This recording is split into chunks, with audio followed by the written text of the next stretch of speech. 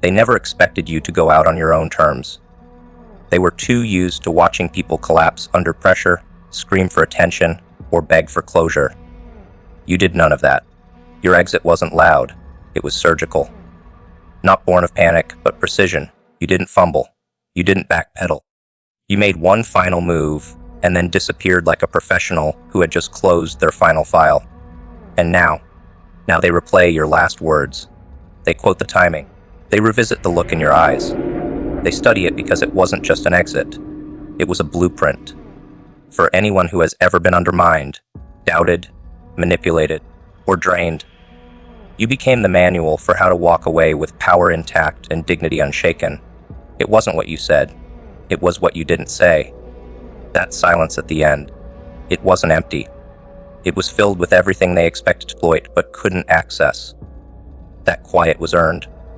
It came from years of observation, from understanding the patterns so intimately that you didn't need to confront them anymore. You knew what the next move would be, what the argument would spiral into, how it would drag on and keep you small. So you skipped the cycle, and in doing so, you broke the system. You became too calm for them to provoke, too grounded for them to bait, too wise for them to manipulate. That scared them more than any confrontation could have, because they didn't lose a fight. They lost the opportunity to keep you fighting. They watch you now, not out of love, but out of confusion because you were supposed to be the dependent one, the lost one, the one who stayed. And yet, you executed your last moment like someone who knew their worth so well they didn't need a round two. You didn't warn them. You didn't threaten change. You became it. Fully. Instantly. Permanently. And that transformation disoriented them. People don't know how to respond when the person they thought they owned walks away without looking back. Your posture said everything. You weren't running, you were rising. And now every move you make is being dissected by people who used to mock your stillness, never realizing it was the calm before precision. The reason they can't let it go is because it ended without chaos. That's what hurts the most. They expected mess, a meltdown, a regretful return. But all they got was absence. Clean, deliberate. And that unsettled them because it meant you didn't just leave. You planned it. It wasn't impulsive. It wasn't emotional. It was designed. And design is terrifying to people who operate from chaos. They can't predict someone who's moved beyond survival and started operating from vision. You weren't trying to make a point. You were closing a chapter. And you did it so flawlessly that they now teach it like folklore. How you stayed quiet, how you pivoted, how you didn't need revenge, just alignment. You didn't come back to explain. That was your real power. They threw their final words like daggers, expecting you to respond, to defend, to correct their perception. But you left the words lying there. You didn't flinch. You didn't pick them up. You didn't even turn around. Because people who know who they are don't argue with people committed to misunderstanding. You weren't avoiding conflict. You were beyond it. And they noticed. Everyone noticed. Even the ones who didn't speak. Especially them. Because truth hits different when it doesn't yell. It just exits. What made your last stand legendary wasn't the victory. It was the restraint. You could have burned the bridge. You could have dragged names, exposed lies, humiliated them. But you chose peace over performance. And in doing so, you left them haunted. Haunted by everything they thought could still get away with. Haunted by how unshaken you were. Haunted by how little power they held once you reclaimed your energy. They used to measure your value by your willingness to stay. Now they measure their loss by the silence you left behind. That's what made it perfect. You didn't take anything from them. They just lost access to something irreplaceable. They wanted to provoke the version of you that needed to be heard. But that version was gone. Dead. Replaced by someone who realized that not every battle is worth entering. That some rooms aren't worth lighting, and some people aren't even worth the explanation. You became so calm, it made them restless. So detached, it made them obsessed. You weren't cold. You were clear. That's what they couldn't manipulate. You stopped showing them your pain. You stopped needing their validation. And in doing so, you stripped them of their power, wordlessly. That's why they study you now. They're not reminiscing. They're learning. There's a reason your departure echoed louder than any of their victories. Because your absence created more impact than their presence ever could. You didn't need to outtalk them. You outgrew them. You outlast their tactics, outlived their roles in your life, outpaced their projections. And when it was time to go, you left with nothing but your self-respect. And that was more than they ever expected. They're still in the same place, spinning the same games, repeating the same cycles. But you're gone. And the only evidence you were ever there is the silence you left behind, and the new standard you set simply by leaving. The real irony is that they now imitate what they once mocked. They quote your lines. They mimic your composure. They study your timing. Because deep down, they know you figured something out they never did. How to leave with your dignity still intact. They may never admit it, but you taught them something. Something priceless. That you don't have to destroy people to escape them. That real power isn't in the scream. It's in the decision to never scream again. Your last stand didn't end the story. It rewrote the ending. They assumed they'd always have the final word. But you taught them that silence can be the final chapter. One that can't be argued with, edited, or denied. You didn't slam the door. You just walked out, and the absence closed it for you. Now they stare at that closed door like it's a monument, not to pain, but to your evolution. They remember the look on your face, the way you didn't flinch, the way you knew. And now, every person who doubted you, doubted your strength, doubted your clarity, sits in quiet shame, realizing they witnessed something rare. Not just a goodbye, but a masterpiece. And it had your name etched into every moment. You chose your life over their chaos. And that decision wasn't a gentle one. It was surgical. It required a level of self-honesty most people never touch. It meant looking at the patterns, the damage, the way your light dimmed in rooms you were told to be grateful for. You weren't walking away from people. You were walking away from dysfunction disguised as love, from noise repackaged as passion, from people who thrived on your confusion. You didn't just cut ties. You severed the contract that kept your identity tied to their approval. And the moment you did, your life started breathing again. Slowly, quietly, like a survivor returning from the edge. They didn't want you healed. They wanted you dependent. Not out of malice, but control. When you're confused, you're easier to keep around. When you're constantly doubting yourself, you look for guidance. And they love that version of you. The one with questions, the one trying to earn affection by bleeding consistency into chaos. But the day you chose your life, you disrupted the script. You stopped seeking comfort in the confusion. You started asking what peace looked like instead of who would give it to you. And that alone made you untouchable.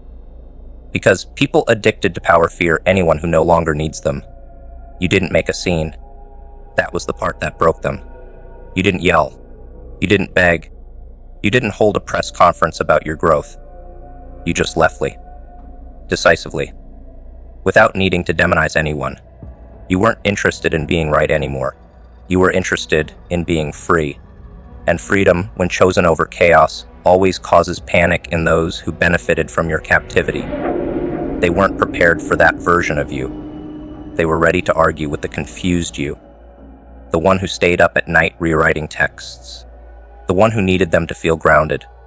But that version didn't survive the clarity. They spun your silence as arrogance. They called your boundaries an attitude. But deep down, they knew. They knew you'd seen too much to ever go back. You had sat in rooms where your presence was taken for granted, where your energy was siphoned, where your loyalty was weaponized.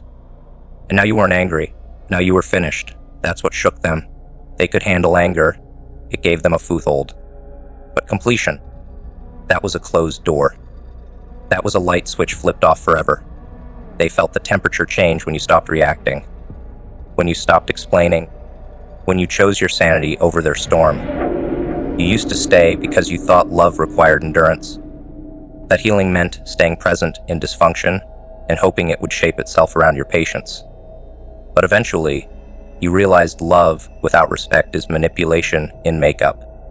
That chaos doesn't always look like screaming. It often looks like inconsistency, like delayed replies paired with sweet words, like random distance followed by sudden affection. And when you caught the rhythm of their pattern, you made your final decision, not to hurt them, not to prove a point, but to preserve what was left of you, because you had dreams to resurrect, and those couldn't bloom in a battlefield. They still talk about you. Not in praise, not in clarity, in confusion, because they don't understand how someone could disappear from chaos without demanding attention first. They expected you to beg for clarity, to write long paragraphs, to explode with pain. But you walked, with stillness, with purpose, and that stillness screamed louder than anything you could have said. It told them you were done being collateral in someone else's war with themselves. You weren't choosing sides, you were choosing escape. And that escape, that became the moment the narrative ended. Not with closure, but with power. You didn't just choose your life. You chose not to waste another hour shaping yourself around someone else's inability to regulate their emotions. You chose not to sacrifice your peace just to keep a connection alive. And that decision was violent in its finality, because it wasn't a compromise, it was a surrender of illusion. You gave up on convincing broken people that you were worth treating right.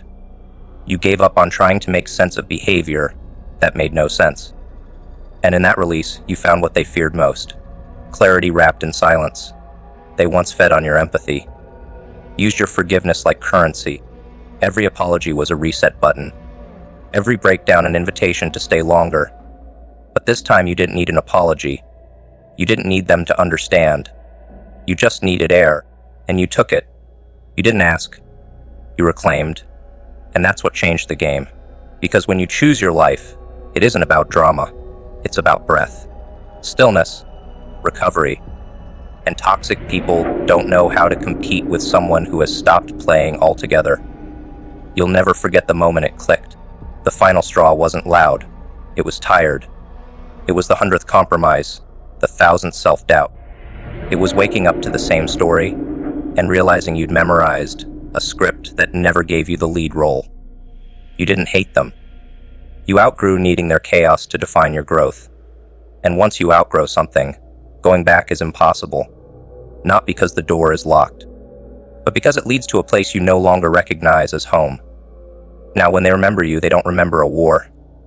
They remember the exit, the poise, the day you chose breath over noise. And that choice, made without spectacle, became your most powerful moment. Not because it punished them, but because it protected you. You didn't escape the storm. You transcended the need to explain why you deserved to. And that is the kind of power that can't be argued with. Only watched, only studied, only feared. They tried to send waves of guilt disguised as messages, polished just enough to sound innocent, but loaded with emotional bait. Hope you're okay, typed in lowercase like softness could cover the blade. Just checking in, as if concern hadn't been the mask for control the entire time. These weren't apologies. They were traps. Invitations back into a room you had finally escaped. And they knew how to word it. They knew how to make it sound like care, while watching closely for cracks in your silence. Because their power came not from the message, but your reaction to it. The goal wasn't reconnection. It was recognition. Stir you, confuse you, open a door they no longer had the right to knock on. You didn't respond, not because you didn't read it. You did. You studied every word like an ancient riddle, not with longing but with precision. You knew that every letter was designed to test if you were still vulnerable, if you still needed closure, if you still believed there was peace to be found in their chaos. But you weren't that person anymore. You didn't need to explain your silence. You didn't need to be polite to someone who used your empathy as a strategy. So you left the message unanswered. You left the guilt unfed. And they felt that silence in their spine. They didn't miss you. They missed controlling the version of you that didn't know better. They missed the access, the ability to say a few words and watch you spiral, to plant just enough doubt that you'd come crawling back to decode the meaning. But that tactic no longer worked on the evolved you, the one who didn't look at messages through the lens of loneliness, but through the filter of pattern recognition. And the pattern was clear. Make you feel like the villain, get you to apologize for setting boundaries, bring you back just close enough to be manipulated. You saw it all, and still chose distance. Their language was polished but familiar, the kind that comes from people who've watched you for years and know exactly what tone pulls your heartstrings. But this time, your heart wasn't on the table. It was guarded, not behind walls but clarity. You weren't cold. You were finished, and that subtle difference made every manipulative text fall flat. They tried warmth, they tried pity, they even tried memories. But nostalgia without accountability is just propaganda, and you weren't subscribing anymore. You had unsubscribed from guilt. Each message they sent assumed you were still reachable, that the old emotional codes still worked. But you had changed the locks. You had deleted the old script. Now when the phone buzzed, you didn't jump. You observed, not with bitterness but with clinical detachment. You saw the exact moment they panicked, when they realized their words no longer landed, that the hooks came back unlatched, that your silence had become a mirror showing them everything they once got away with. You didn't owe them closure. You owed yourself peace. It wasn't that the messages were overtly cruel. They were subtle. That was the danger. A song you used to love playing in the background. A random memory they had no business still holding on to. A question phrased like concern, but twisted with shame. These weren't messages to reconnect. They were chess moves to reopen old wounds. And you weren't playing that game anymore. You weren't a rook. You were the board.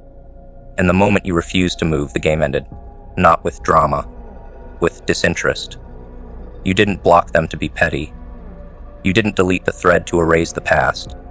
You did it to protect your future, to keep your energy clean, to avoid the emotional clutter of someone trying to speak guilt into a space you had already detoxed. And that's what they hated, that they no longer had a seat at your table, not because you exiled them, but because they never learned how to eat without devouring. You didn't just walk away. You upgraded the rules of engagement, and guilt had no access code. There was a time you would replied, softly, kindly, maybe even emotionally, trying to clarify, to be fair, to be understanding. That time is gone, because understanding someone who thrives on manipulating your empathy is a job that costs too much and pays nothing. You had done the math. You had calculated the emotional interest rates. And every reply was a withdrawal from a savings account you were finally trying to protect. So you didn't respond. Not because you were angry, but because they had run out of credibility. What shook them wasn't just the silence. It was the sustainability of it. That weeks passed, then months, that no matter how they phrased it, you stayed gone. That every attempt at weaving guilt into a sentence came back empty, and that was your revenge. Not destruction, not retaliation, just a life too full to return to a war that had no battlefield anymore.